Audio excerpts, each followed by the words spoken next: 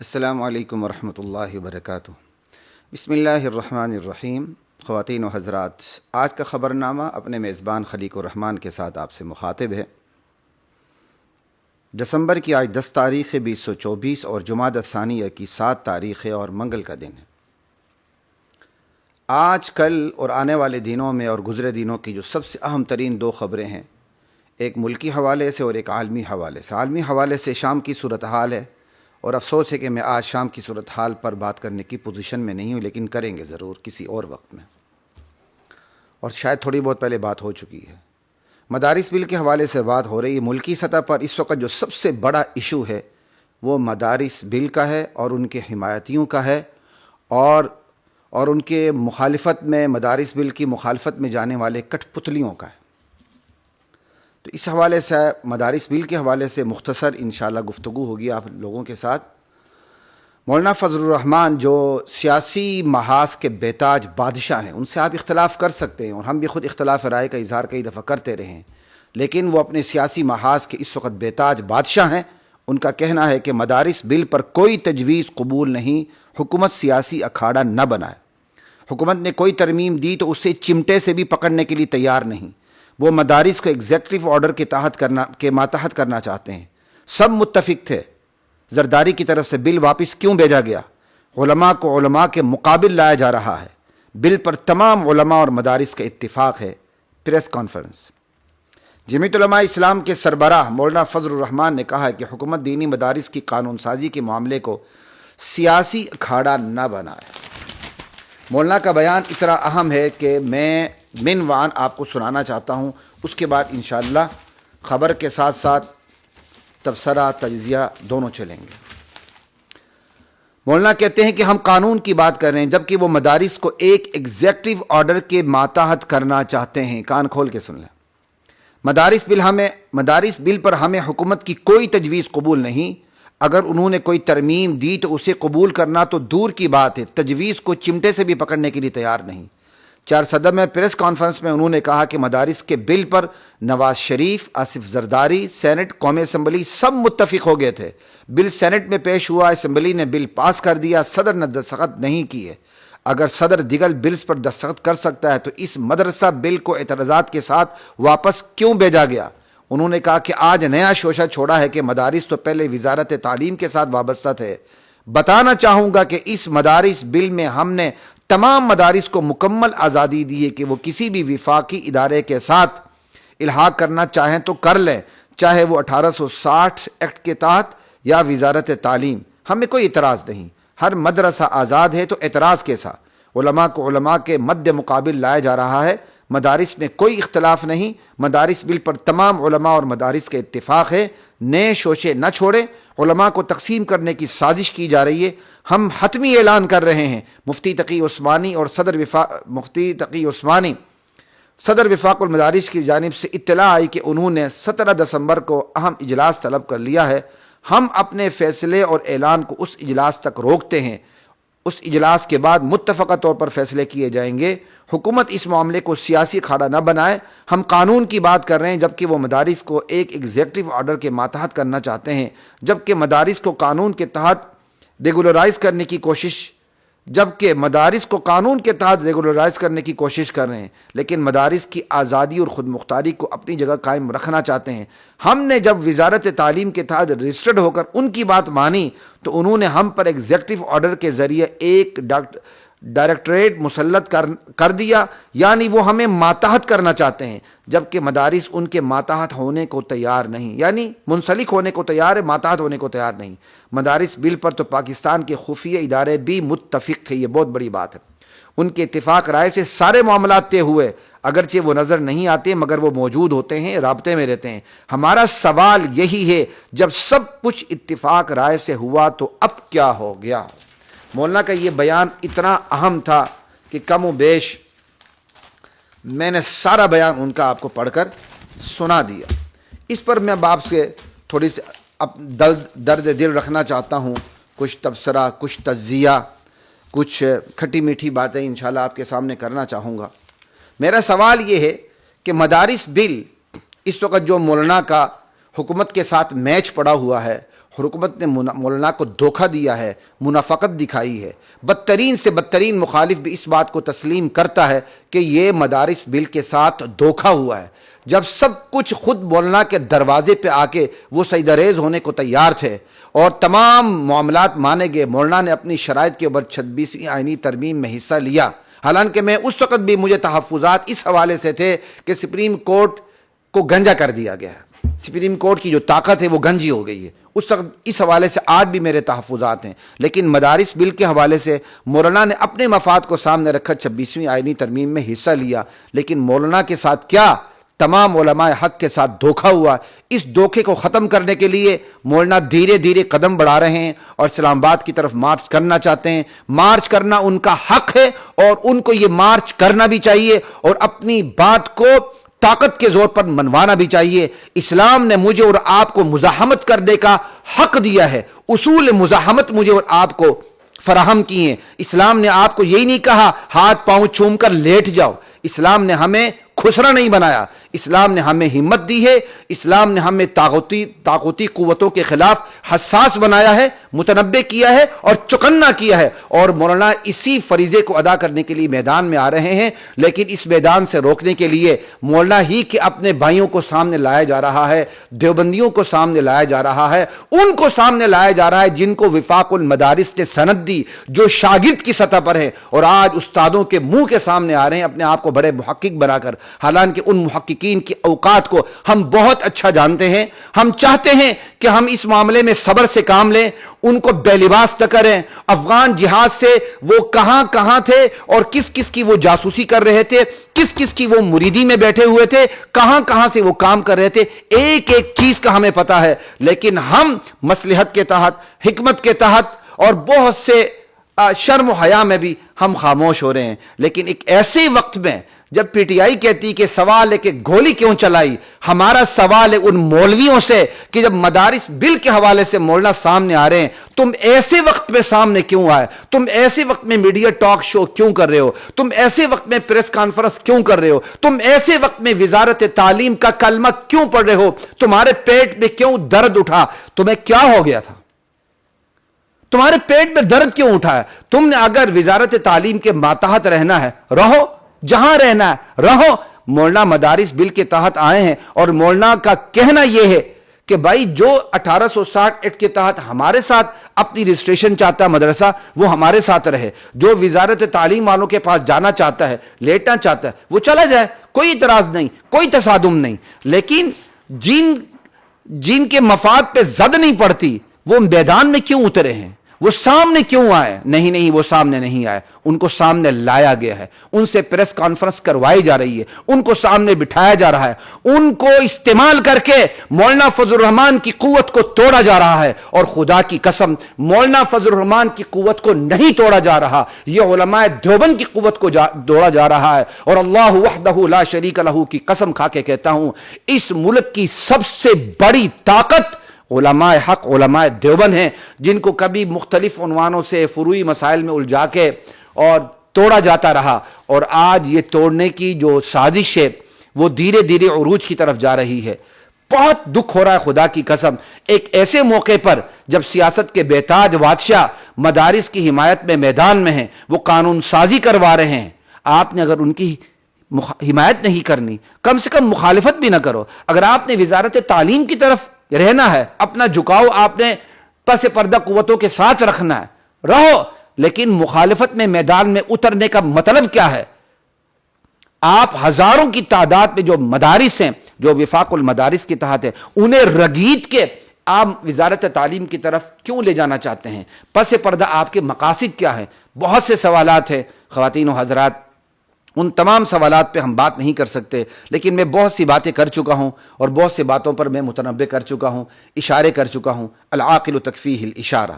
یہاں ہمارے وہ ساتھی جو مدارس بل کے کیا کہتے ہیں مخالفت میں میدان میں آئے، میڈیا ٹاک شو کر رہے ہیں، ماشاءاللہ صحافی جا کے ان سے سوالات کر رہے ہیں۔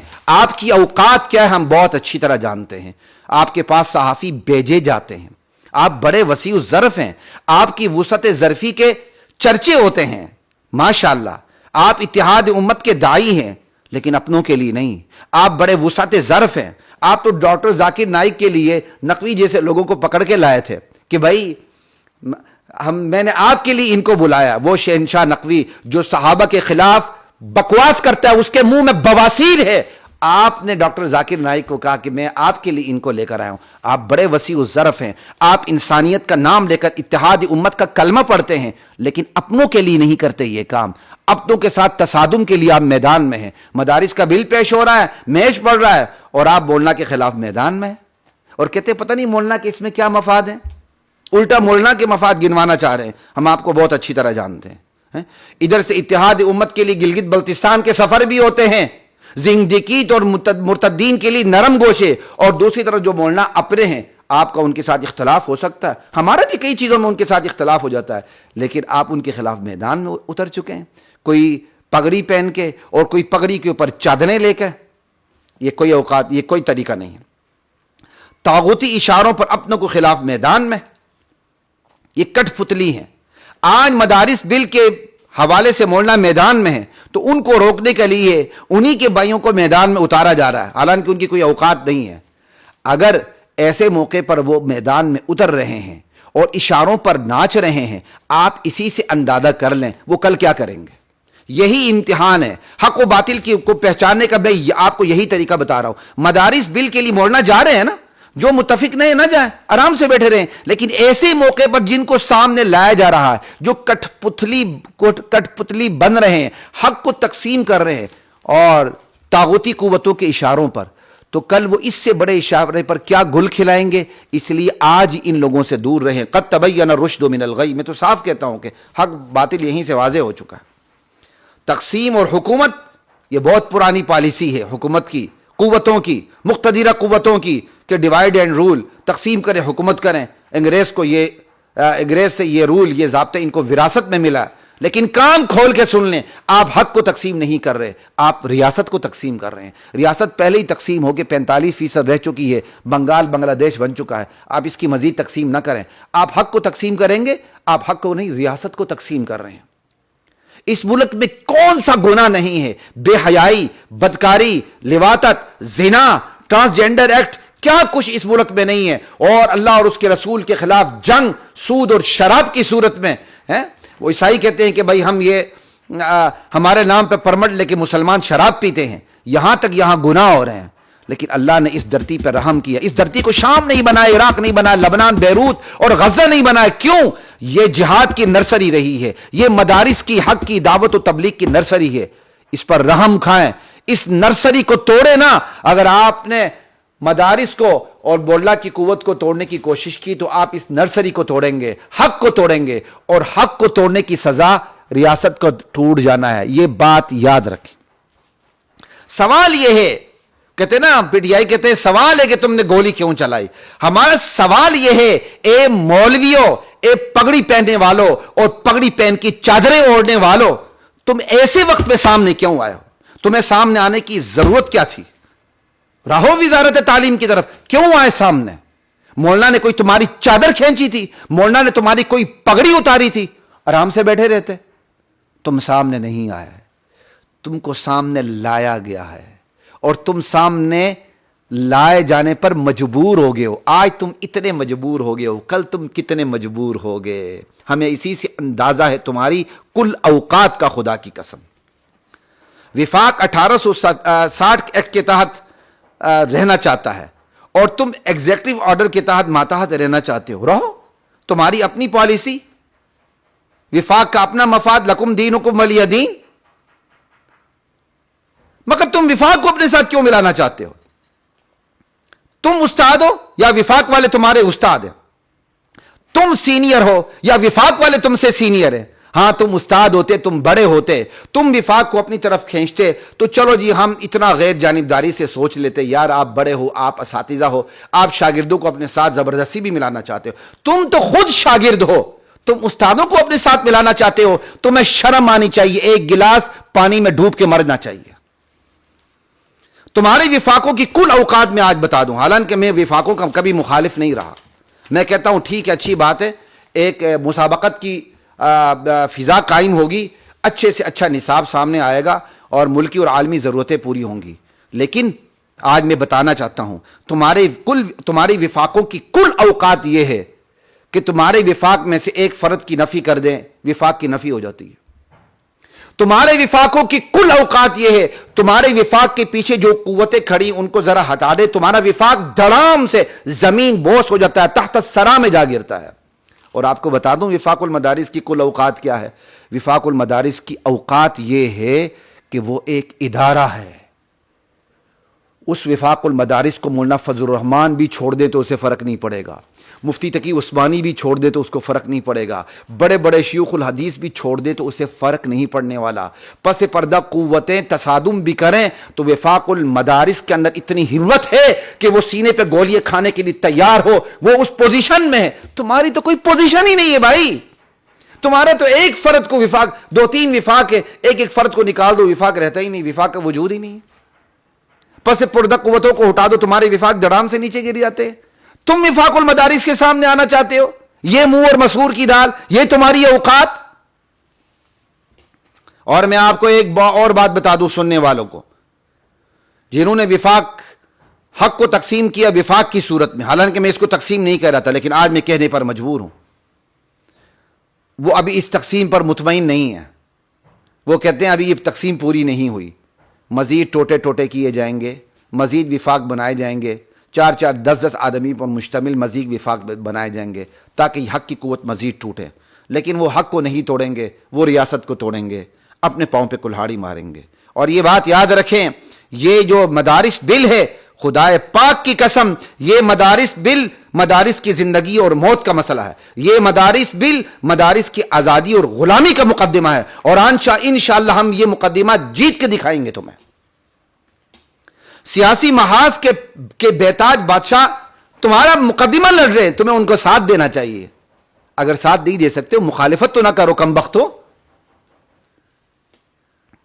تمہاری تعلیمی کامیابی کیا ہے جو تم نے وفاق بنایا ہے؟ تمہارے ایک تعلیمی کامیابی میں سنا دیتا ہوں، روبوٹ بنا لو، یونیورسٹی بنا لو، ٹیکنیکل ایجوکیشن دے دو، تمہارے چند افراد بعض اداروں میں کمیشن حاصل کر لیں، ٹراؤزر پہن لو، اور اپنے جسم کا جو قابل شرم حصہ ہے ذرا اس کا جغرافی بھی سامنے پتہ چل جاتا ہے ٹراؤزر پہن کے، سائیکلنگ کر لو، انگلش کیا کہتے ہیں اچھی کر لو اپنی، اور ساتھ ہی ساتھ ذرا ہاتھ پاؤں چوم کے لیٹ بھی جاؤ، سرکاری بابو بن جاؤ، سرکاری ملا بن جاؤ۔ اور جس طرح یونیورسٹیوں کے اندر کلیریکل ایک سٹاف تیار ہوتا ہے، تم بھی اس بیوروکریسی کے لیے نوکر شاہی بن جاؤ۔ ارے بھائی یہ یونیورسل ٹروتھ ہے، نوکر شاہی بیوروکریسی کبھی تبدیلی نہیں لا سکتی۔ یہ کائنات کی سچائی بتا رہا ہوں۔ اگر آپ کہہ دیں نا اچھے افراد جا کے ملک کا نظام بدلیں گے، یہ خدا کی قسم اس دھرتی کا سب سے بڑا جھوٹ ہے۔ کیا کلیریکل جو ہماری نوکر شاہی ہے، بیوروکریسی ہے، کیا یہ سارے کرپٹ ہیں؟ اس میں بڑے بڑے ولی اللہ ہیں لیکن تبدیلی نہیں لا سکے۔ کیوں؟ یہ پالیسی میکر نہیں ہے، ان کو پالیسی دی جاتی ہے قوتوں کی طرف سے، یہ بس پالیسی کو نافذ کرتے ہیں۔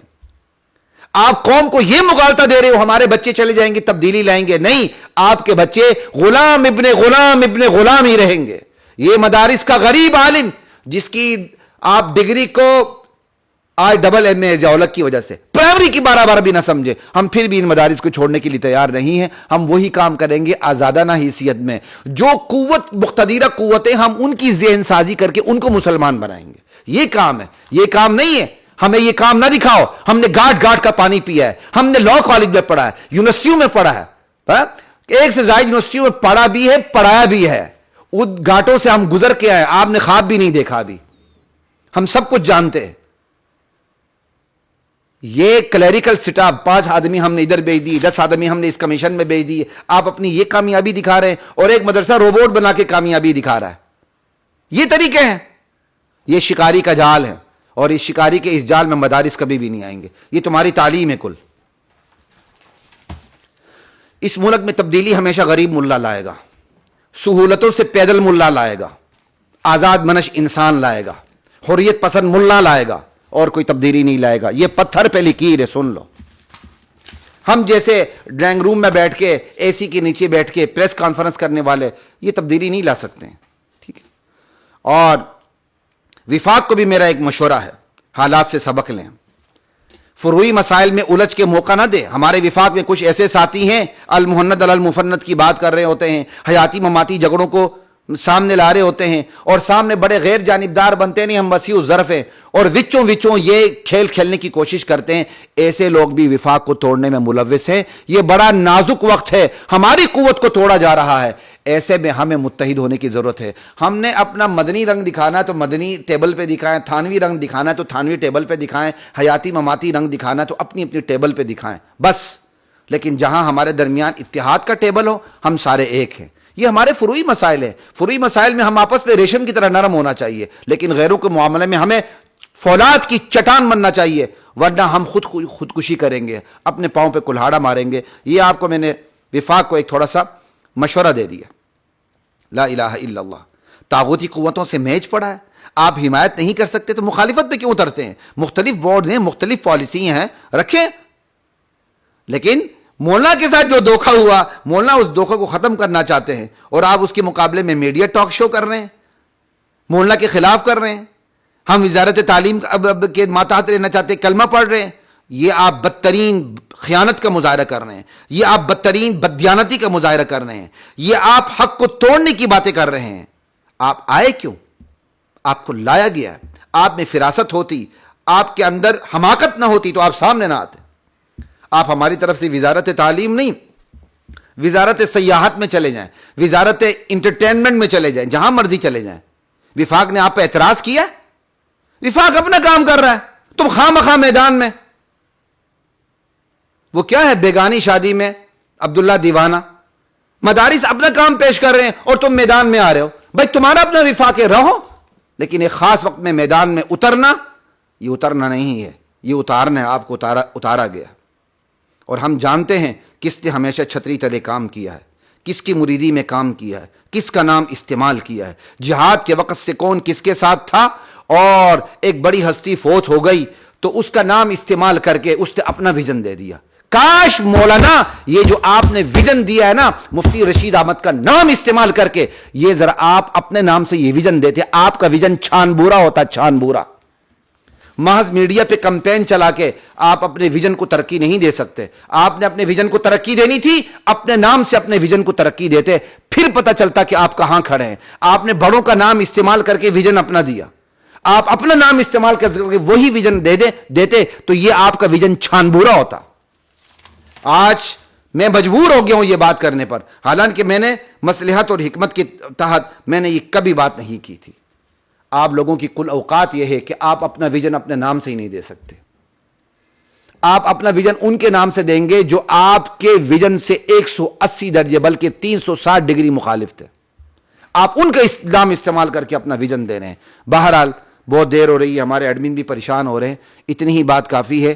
خواتین و حضرات، آخری بات آپ سے یہی بات کر رہا ہوں. یہ مدارس بل، یہ مدارس کی آزادانہ حیثیت کو ختم کرنا، یہ دنیا کی طاغوتی مالیاتی اداروں کا مقصد ہے کہ وہ پاکستان کو لالی پاپ دے کر، سودی قرضے دے کر اپنی باتیں منواتے ہیں، اپنی ڈیمانڈ پوری کرتے ہیں. اور ان میں طاغوتی قوتوں کی جو سب سے بڑی یہی ہے کہ مدارس کو اوقات میں رکھنا ہے. مدارس کا جو یہ آزادانہ سلسلہ، آزادانہ حیثیت ہے، اس کو داؤ پہ لگانا ہے. یہ طاغوتی قوتوں کی بہت بڑی چال ہے. تو یہ جو مدارس بل کا مقدمہ ہے، یہ مدارس بل کی زندگی اور موت کا مقدمہ ہے، آزادی اور غلامی کا مقدمہ ہے. اور یہ مقدمہ انشاءاللہ سینہ تان کے میدان میں اترنے والے ہی جیتیں گے. ٹوپیاں پہن کے، پگڑیاں پہن کے، اوپر چادریں ڈال کے ہاتھ پاؤں چومنے والے کبھی بھی نہیں جیتیں گے. السلام علیکم ورحمۃ اللہ وبرکاتہ.